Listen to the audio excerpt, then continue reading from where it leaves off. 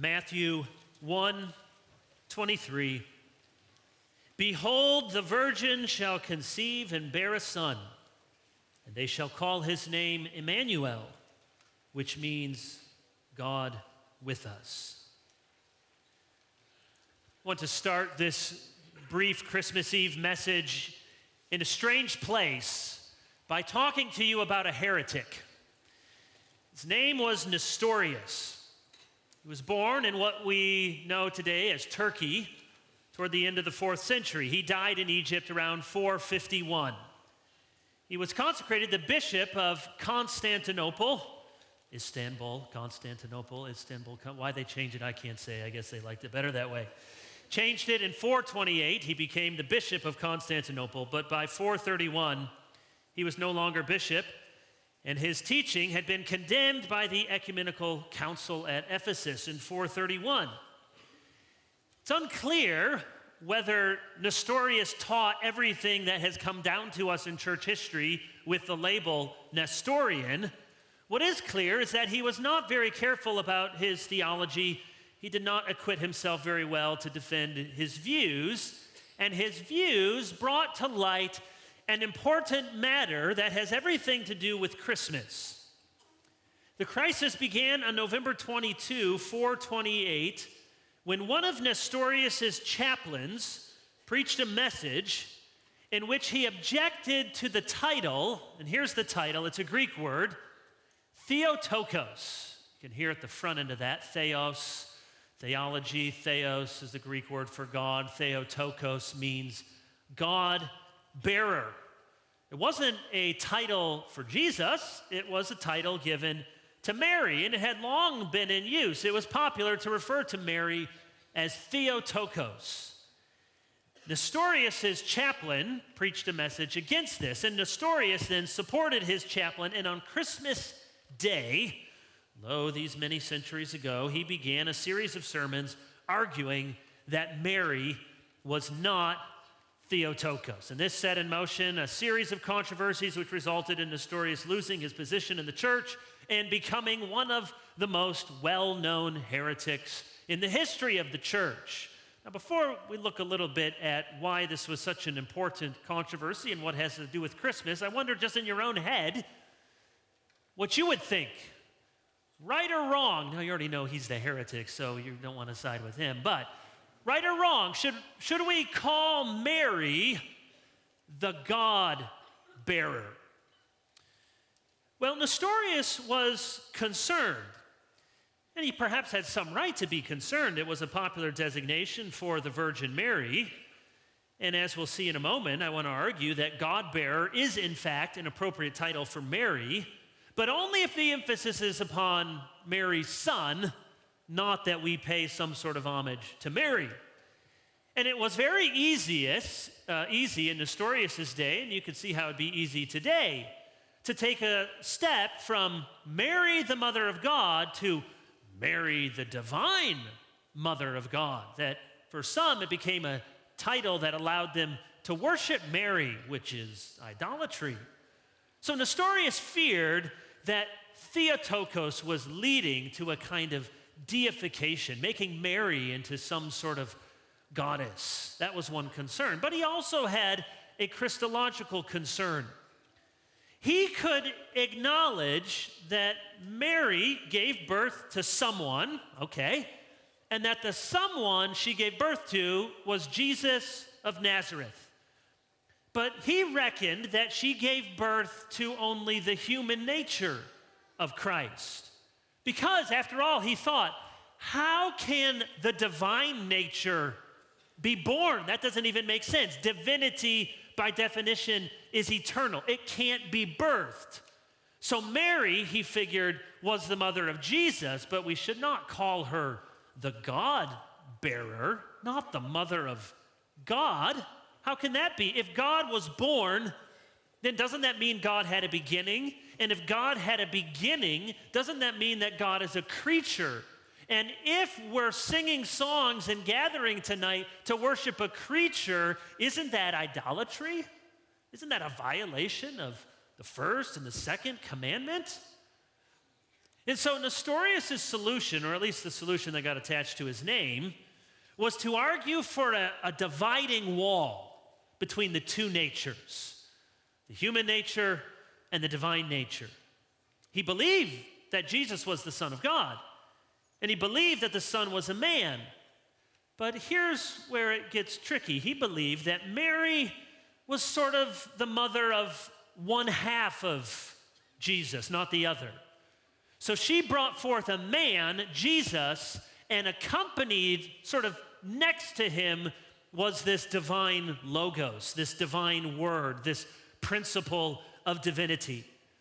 So Nestorius certainly believed in the two natures of Christ, a fully human nature and a fully divine nature, but they existed sort of side by side in a kind of partnership, not a real organic union. Well, Nestorius was opposed by another bishop named Cyril, who was Bishop of Alexandria, and he was deeply concerned that the unity of the God-man, Jesus Christ, was being undermined.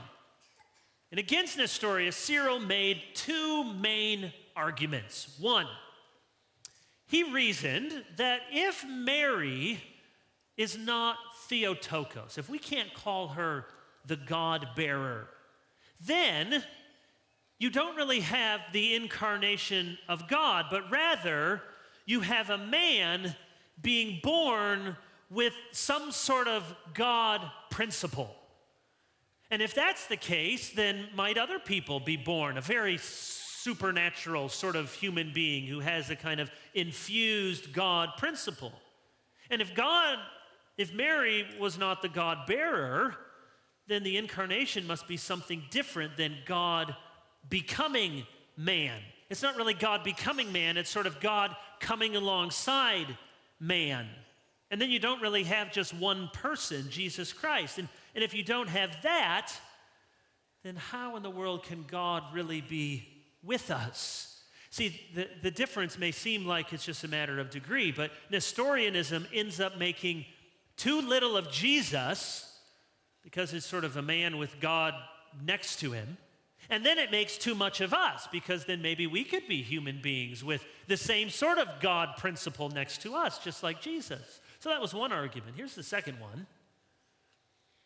He said, if Mary is not Theotokos, not the God-bearer, then the relationship of Christ to humanity is changed because he's no longer the Redeemer of mankind. See, Nestorian's problem was not with the two natures. He believed there were two natures, human and divine, but with the one person. So with Nestorius, you have fully God, fully man, but they don't really come together in a single person. It's like two natures and two persons. And then with two natures sort of next to each other, how do you make sense of how God actually saves us? Many of the church fathers had this sort of theological slogan that God can only save what he assumes. That is, only as he fully takes on a human nature can he effectively redeem that human nature. After all, Romans 5 says our salvation is accomplished through the one man's disobedience. Salvation through one man, not salvation through two natures or two persons, but one man existing as fully God and fully human. Only through the one man, Jesus Christ, the union of humanity and deity, are we made righteous through his death and resurrection. So what was a profound but biblical mystery Nestorius tried to make sense of? Now, it's good to try to make sense of mysteries, but sometimes we have to take what the Bible says, even when it's not contradictory, but beyond full human explanation and comprehension. See, at issue was not just a fancy bit of theologizing. You may think all these years later, more than 1,500 years later, well, why did they get so worked up about these things? Why did he lose his position? Why was he effectively exiled and had to live and die out later in Egypt. Why all of that? Why get so hung up about this word, Theotokos? Because, for whatever faults they had, they certainly cared a lot about theology. And for that, they're to be commended. They say, well, theology, you have to say that. You teach theology. Well, yes, I do. But they cared about theology for this reason, because they cared about understanding and worshiping Jesus Christ. John 1, the Word became flesh. Not that the Word and flesh were next to each other, or that the flesh was born accompanied by some sort of sympathetic moral union with God. So profound and significant is the mystery in John chapter 1 that it used to be a tradition in some parts of the church that when John 1 was read, say on Christmas Eve, or it was often read at a communion service, and when the reader got to those lines, the Word became flesh, all the people would kneel in reverence and awe. Yes, these theological debates can sometimes sound technical, but the controversy surrounding Nestorius actually has everything to do with our faith and everything to do with Christmas. And so I want us to land where we began in Matthew 1:23. This good news that Mary gave birth to Emmanuel. Not just God next to us, not a man with a God principle infused within him, but actually God with us. The baby conceived by the Holy Spirit, the baby who developed in Mary's womb, the baby who passed through the birth canal and came into the world, was in fact God. Now, of course, this doesn't mean that God as God was born, but rather the person of Christ was born. We don't say the divine nature was born. That would be an impossibility. But rather, at the incarnation, and here's where you have to listen very carefully. At the incarnation, the Son of God became what he was not without ceasing to be what he was. He became what he was not, a man, a human being who knew pain, had to take a nap, had to be fed, had to be cared for by his mother and father. A man who could do the most ungodlike thing possible. He could die. He was truly a man. And yet he did not cease to be what he was. He did not become some other thing, like you mix some blue of divinity and some yellow of humanity and you get this green thing. He was not a mixture of things. He was not the separation of human and divine, but in one man, Jesus Christ, fully God and fully human. A human being like us, except for sin, while at the same time, God Almighty. So if Mary gave birth, as Matthew tells us, to Emmanuel, God with us, that's the baby that came from her womb, God with us, then how can she be anything but the bearer of God? The focus is not on the one who gave birth, but on the one she bore. He was not just one of God's special messengers, like some anointed prophet. He was not someone with godlike powers, like some sort of superhero.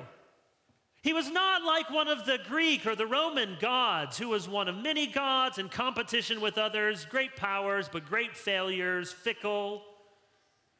No, he was Emmanuel, God with us. Think about God with us is really the goal of all of biblical revelation. In the garden, that they would walk in the cool of the day, and God was there with them, but they sinned.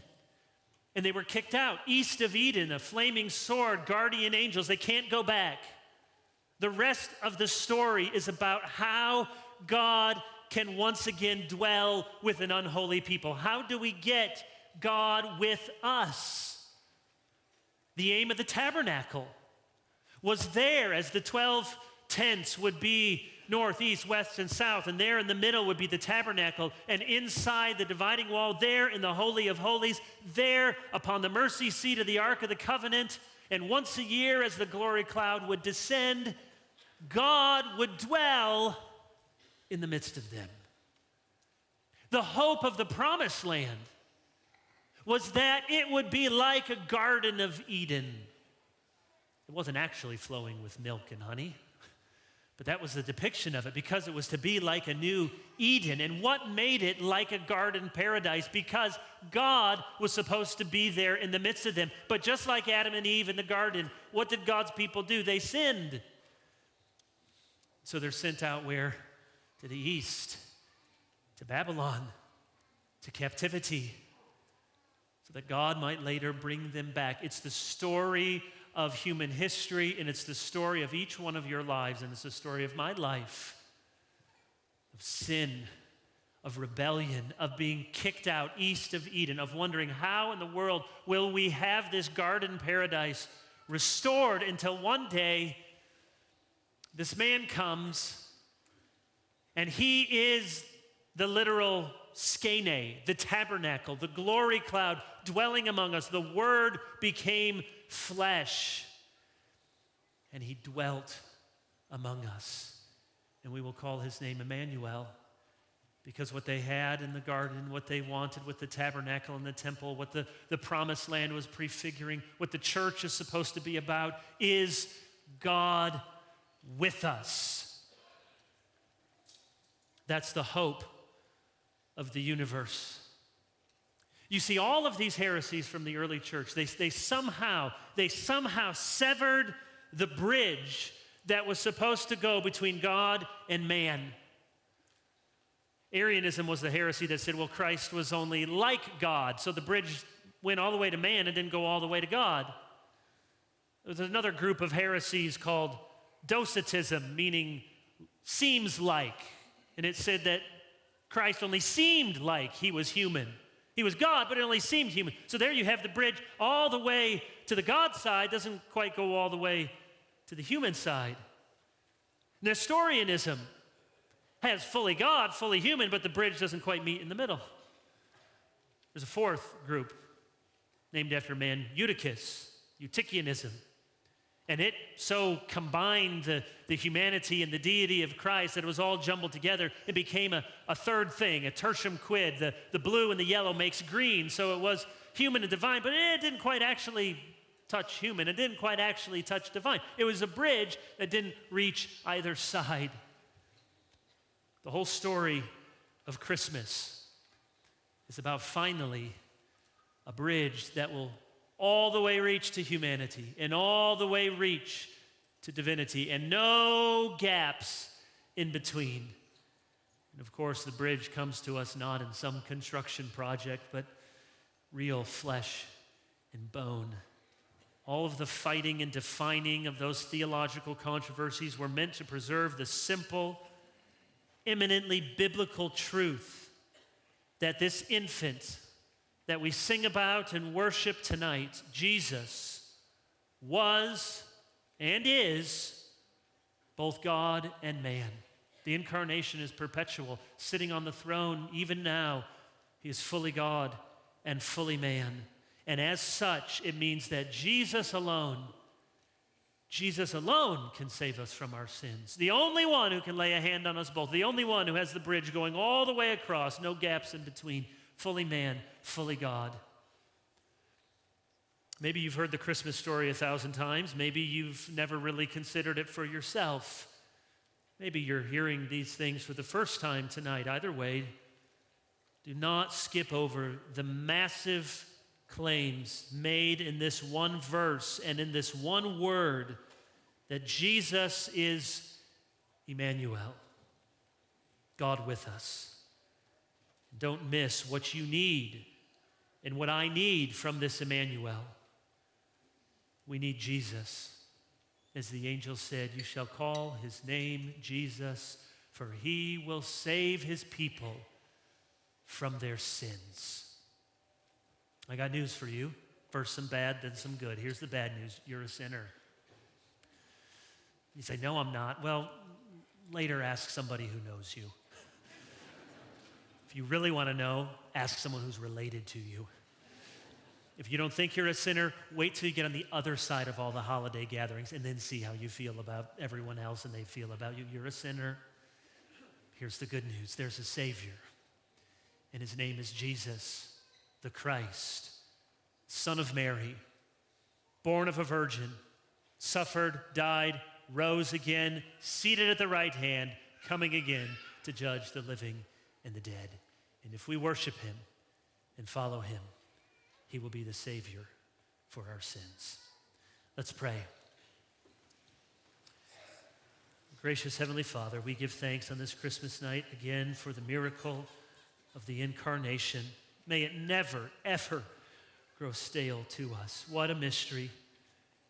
If not in literal physical form, then surely in our hearts we ought all to bow in reverence and awe to consider that the Word became flesh.